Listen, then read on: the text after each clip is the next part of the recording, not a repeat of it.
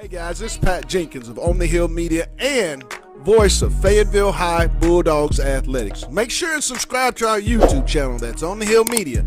Make sure you hit the bell for all notifications. As we say, let's get it.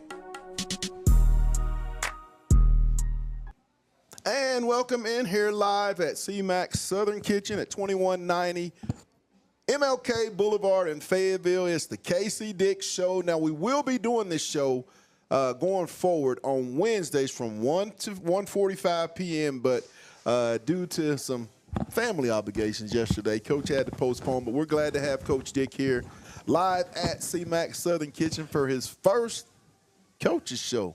Welcome aboard, Coach. I appreciate you guys. Thanks for having us. 48-13, Coach, but I want to get into what led into that. You guys coming in off a state championship, 13-0 season. I mean, what's been the biggest message or the biggest obstacle for this team leading, going into week 2? I think from the very beginning of everything, the number one thing that each team has to do separately from where you were last year was you got to create an identity of the guys that you're going to be around with every day. And that first game was challenging for us because there were a lot of external factors that we couldn't control, and you're always worried about how kids are going to take a 3.5-hour bus trip to a place, how they're going to handle a lightning delay. The situation with Caleb, how that worked out. So I told our guys, number one, I was very proud of how they handled everything last week from an adversity standpoint. A lot of those things we couldn't control. Some of those things we were fortunate enough to be able to do during fall camp because of the heat. Some days we had to go inside. Then it cooled off and we would go back outside. So I think our guys, in a weird way, were ready to go from that standpoint just because they had done it and it's kind of normal to them. So like I said, very, very, very proud of the effort that they had, last week. But to go back to your question, I just think the biggest thing is just creating identity. That there was lots of talk about what we did last year and and everything, and that was great. But last year's last year, this year's this year, and they know that they're their own team, their own their own group, and they've got to go out and set goals and standards and all those things for their group and go be special because that group last year was done. New faces at running back, as you just mentioned. Those seniors have moved on. Christian Battle is going to be a name that we're going to be talking about. Caleb Johnson, who had an injury last week at Cabot, but will be back in a couple of weeks. But who are some of those other guys, the new guys that when you go to Harmon Field or when you're on the road watching the Bulldogs, people are going to know about that maybe they hadn't heard of going into 2024? Yeah, I think when you look at the running backs, obviously you're going to have Christian Battles and Caleb, who are two totally different kids, but are awesome. One's kind of more – talking to his mom, and it's like one's thunder, one's lightning. You got a bigger back, then you got a smaller, scat back kid, and that are both phenomenal at what they do. Got great vision, got great speed, do a lot of positive things for our program. And then I'm really kind of intrigued by our offensive line and how they played, and the group and experience, and made some changes up there with those guys. They're a fun group of kids to be around that have really. Have an identity and a culture of themselves that they've kind of come up with and bought into and really enjoy being around each other.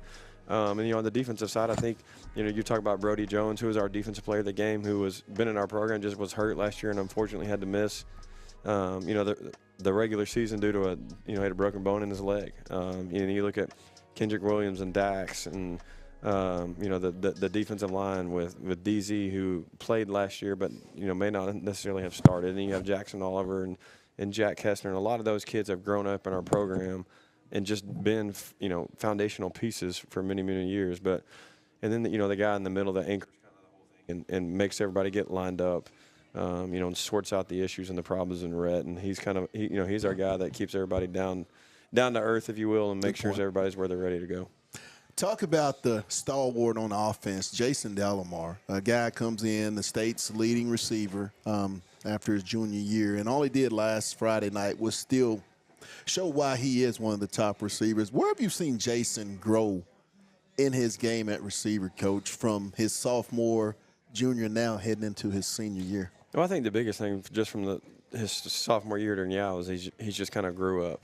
I think that's the proper term to use. And from sophomore to junior year, last year when we played Conway, he made a big play over the middle, took a hit. How big is that to have those three they played so much football for you guys? It's unbelievable just because from the standpoint of an experience standpoint, you can't really ever replace experience, especially in high school. It's big, even though Contavian was young last year as a sophomore. It never fazed him just because from the standpoint of played in so many big basketball games, which we're huge on letting those guys go play and do that stuff. And he grew up a big-time basketball player, still is. Never seen a kid be able to flat-foot dunk like that guy. Right. But a phenomenal athlete. So we always knew what we had there. You know, we were blessed with people in front of him that could go play and make plays, and he did an unbelievable job. And people got a small glimpse of what he could do last year. But then we kind of turned him loose in the state championship game, and he had some huge plays for us in that game, and then gained a lot of traction over the spring. Got several Division I offers. You know, he's long and can run really fast, so that helps things certainly. But just a great kid to be around. And he goes at practice, doesn't say a whole lot, but you know he's more of a lead by example guy. Approaches practice every day with a very positive attitude. And then you have Mr. I'd call him Mr. Utility in Charlie. He's just a guy that can do everything from. Right. You know, keep people lined up and play outside, play inside. You can move him around. He's smart. You know, he's kind of the red of our offense, if you will, and just is very grounded, keeps everybody grounded and neutral. But just, you know, he's a guy that in the summertime, I think he played 65 baseball games in the summer. So, I mean, you look at his summer schedule, and he's super athletic in what he does. And like I said, we're just fortunate enough to have him be a part of our program because he's gone and played baseball at everywhere. You can go play at big venues in front of scouts. So you can't replace that experience and kind of that quiet confidence that they all bring to the table. Probably the biggest question, Coach, in the city of Fayetteville and throughout the state of Arkansas was who was going to replace All-State and MVP quarterback Drake Lindsey, who's now second team for the Minnesota Golden Gophers. Talk about Garrett and what he brings to this offense that maybe wasn't there in 23. You know, he brings the athletic ability. You know, nothing against Drake. Everybody knew Drake was pretty much a pocket passer, but Garrett definitely has the ability to extend the play and does a great job with his legs when time, you know, comes about. And one thing that we've worked with him really hard on is being a smart runner. You know, he doesn't have to do everything that he did last year when he was playing. You know, he can be more selective. He can be a smarter runner and take care of his body because those things do add up, especially when you're playing quarterback and you want to be able to take care of your body. But he brings, again, that factor of, you know, your dad's a coach, your family's a coach. He's been around football his whole life, you know, and just nothing really phases him. You've been in a lot of big venues, a lot of big environments, got a quiet confidence about him. But just does a great job, and he's really kind of mellow. You know, he never gets really too high on the highs or really low on the lows, and does a really good job of, you know, staying right in the middle and approaching every day with a great attitude as well. Another big question, I know Jay Wilkinson, former offense coordinator here at Fayetteville, has since gone on to be the OC at Jinx, Oklahoma, was who would be the guy to replace Jay? And, I mean, from a perspective, I wouldn't want to be that guy. I mean, those shoes were so big. All they did was went 30-7. You guys went to 2 state championships, won several conference titles. But talk about Coach V and what he's brought, because watching his game plan and being around him, kind of like what he brings to the table.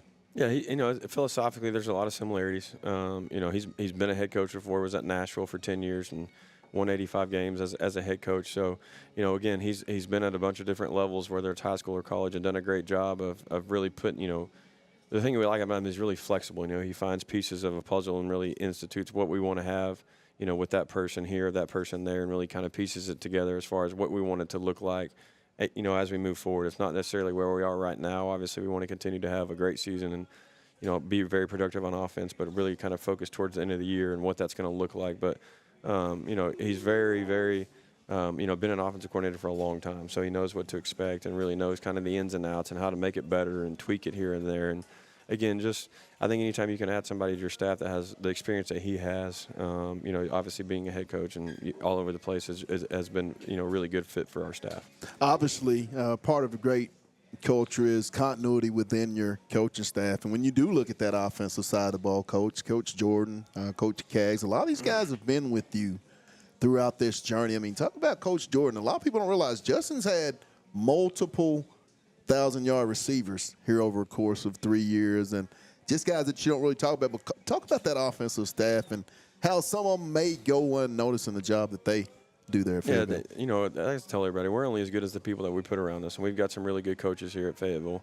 You know, and Justin's one of them that, you know, I think for the last 5 years we've had a guy over 1,000 yards, and some of those guys over 1,500 yards at the receiver standpoint. So when you really look at kind of the work of Art and the kids that we get to be around every day, him and his brother do an unbelievable job of coaching our kids. Really, and you look at him play last week, the thing that excites me the most from Cabot is they plays 25, 30, 40 yards downfield, and they're down there blocking for each other, and, very unselfish. It's a big time unselfish group, which goes, people don't really talk about it, but you put the video on, they're all, they're running around everywhere blocking and making sure everybody's trying to get 5 to 10 extra yards. So very proud of what he's been able to do. The guys that obviously have been able to come play for him, but then obviously how they've executed. Well, there you have a little bit here on the Casey Dick Show. We'll finish up with Casey at the end, but when we come back, we'll have defensive coordinator Derek Davis. It's the Casey Dick Bulldog Show live here at CMAC Southern Kitchen at 2190 MLK Boulevard. We'll be back.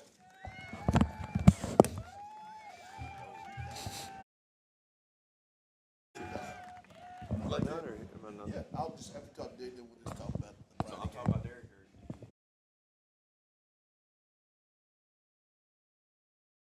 Hey guys, this is Pat Jenkins of On the Hill Media and voice of Fayetteville High Bulldogs Athletics. Make sure and subscribe to our YouTube channel, that's On the Hill Media. Make sure you hit the bell for all notifications. As we say, let's get it.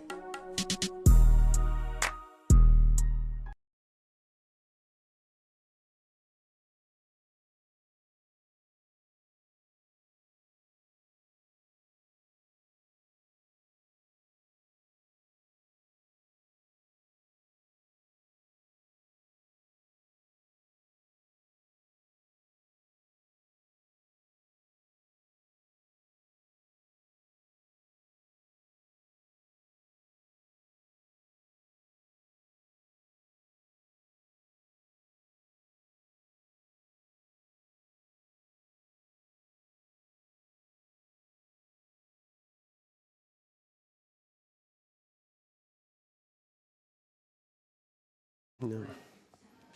And welcome back here live to CMAC Southern Kitchen at 2190 MLK Boulevard here in Fayetteville. It's the Casey Dick Bulldog Football Show, and I'm joined here now by defensive coordinator, one of the best in the state, Coach Derek Davis. Welcome to the show. Glad to be here, man. I tell you what, I did hear what Coach said, the best in the state. Let's say it that way, because I kind of didn't do him enough service. But welcome to the show, my man. We're trying. Man, it's Coach Brett too, though. Yeah. They said you gonna get one of us, you get both of us. But we take a lot of pride in what we do, man. Proud of our kids. 2023 has gone. Now we're in the 24th season. Coach lost quite a few dudes. Let's just put it that way. Caden Spencer, Trey Lyles, Isaiah Taylors, the KC Laymans, Landon Lukes, Landon Jones, those type of guys, Perez. Who are some of the guys? I know there's J.O., but who are the ones that when you go on to watch the Bulldogs defense play on Friday nights, that when you leave, these are going to be the new names that people start to talk about? We're still trying to figure that out still. One of the things I think you saw at Cabot, we did a lot of different stuff. There are kids that replace kids at their position. But the way you total defense and the way you call the defense depend on where you can get the same production. We're trying to replace production like a kid like Landon Jones. You're trying to replace weak side, edge pressure production. And the guy behind him may be different. He may be a great cover guy, great gap guy. And maybe you got to find a different way to do the pressures. It's just the same thing with Caden, man. He was an electric player. And I don't know that you can always just plug and play that. But you're trying to find multiple ways to figure out. And I told the kids multiple times during the game last week, we're trying to figure out who we are. I like Brody Jones. I like everybody in the secondary right now. We're long. We run well. We move well in space. They're aggressive downhill fitters. I mean, if you'd have told me we graduated, the kids we graduated, and then we would go out there and be, 6 foot across the board, be able to run and defend passes, I wouldn't have believed you. Up front, it really starts with Rhett. I mean, Rhett was the brains of that operation last year. Caden's a great player. Lane's a great player. But if Rhett don't get on line up front, none of this stuff happens. So, to me, it starts with Rhett. Dax Horton's been a great addition. He's done a great job for us in the time he's been here. Luke Robley, special player. Grayson Jerry's out there behind Luke. That they do the same deal. Will Price comes in. And what we're trying to figure out now is when's the right situation to have kids on the field. So we're going to have to be a little more personnel-driven. Reed Slanker's been a stalwart in the defense. He's played star. He started in the state finals. He played against Conway, got us out of that jam. And he's a kid that can play on the front side of linebacker, on the weak side of linebacker. Right.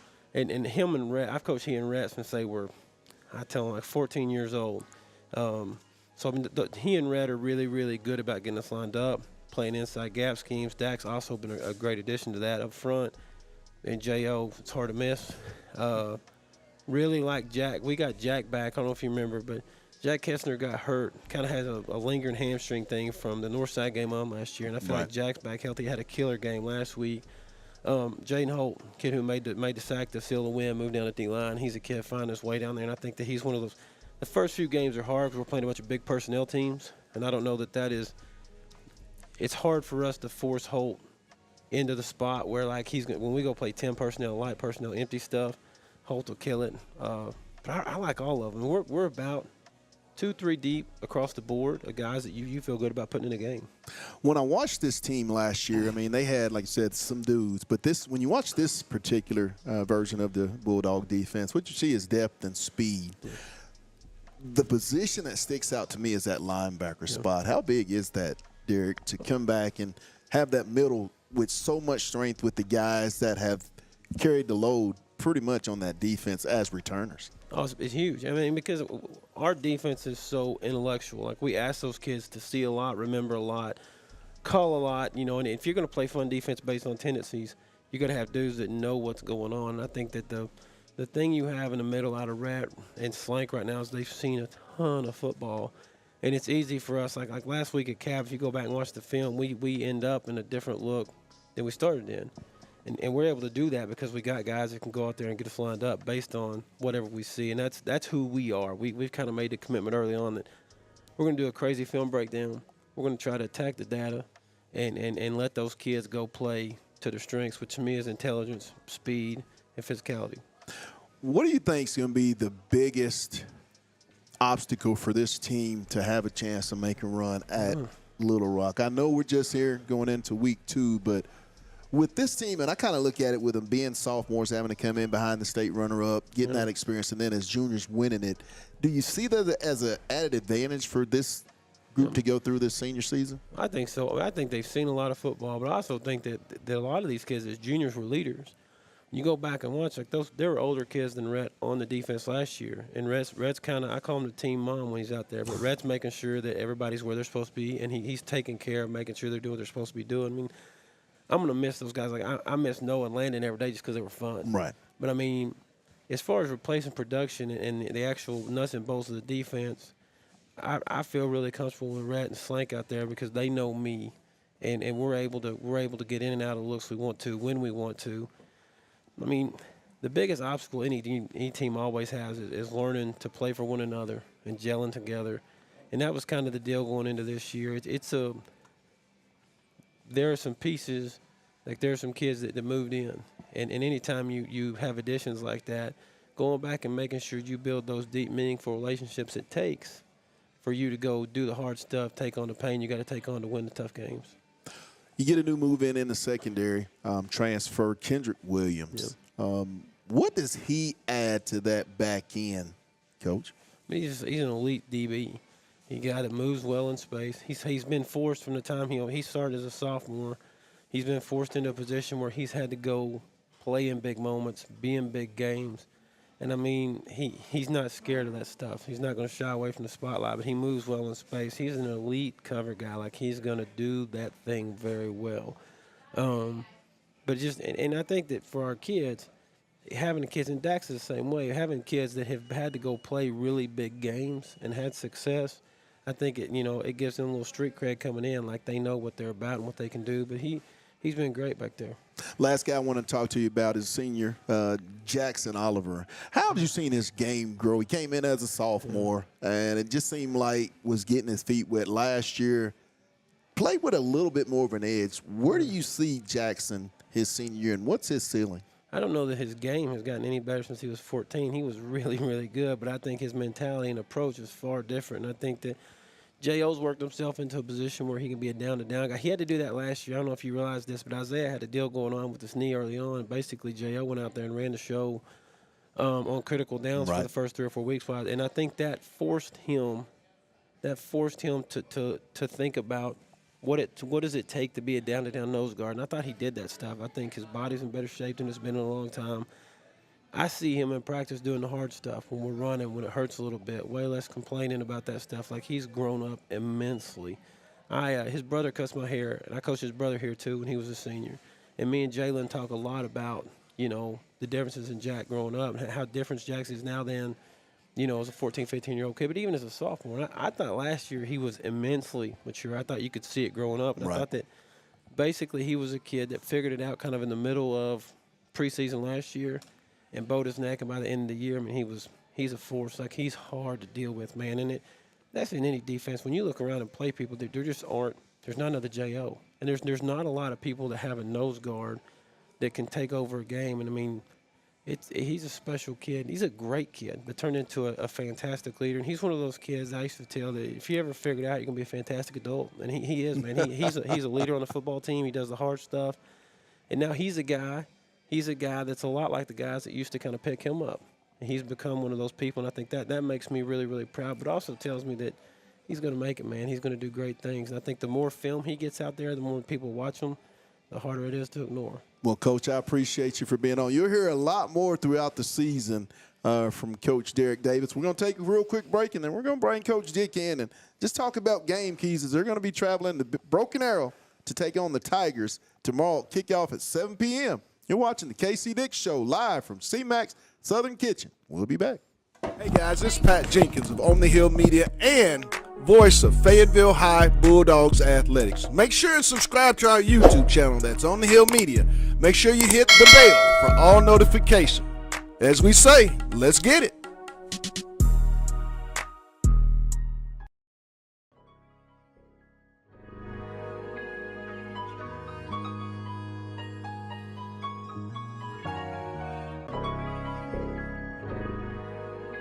Timmy God, the producer.